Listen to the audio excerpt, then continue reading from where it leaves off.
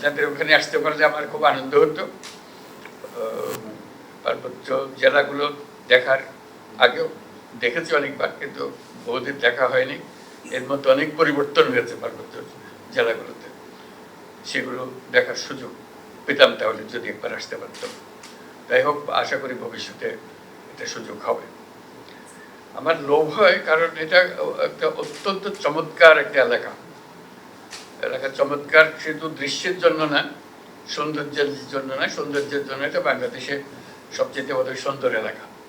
কাজে এখানে যারা থাকে তারাও সৌভাগ্যবান যে এরকম প্রাকৃতিক সৌন্দর্যের মধ্যে তারা থাকতে পারে।